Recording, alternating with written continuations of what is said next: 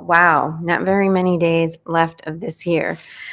But today's reading from the Dalai Lama, Daily Advice from the Heart, is their meditations on becoming a Buddhist.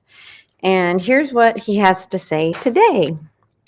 The preliminary examination of a master is a very important step that is often mentioned in Buddhist texts.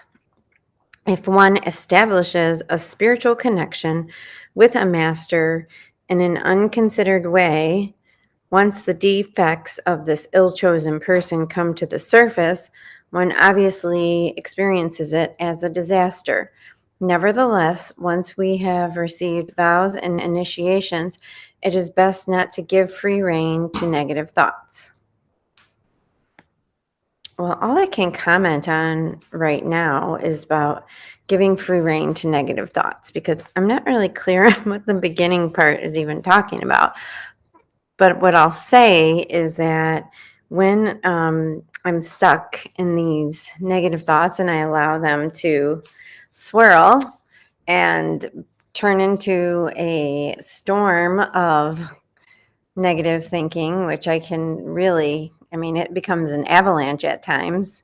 One of the ways that I can stop it is by paying attention and deciding that no, is this true or isn't this true? I remember my one of my teachers used to teach me this really simple, kind of silly trick.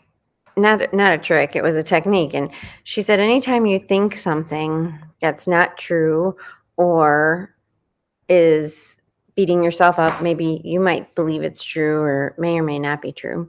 But she says simply stop it. Just stop it.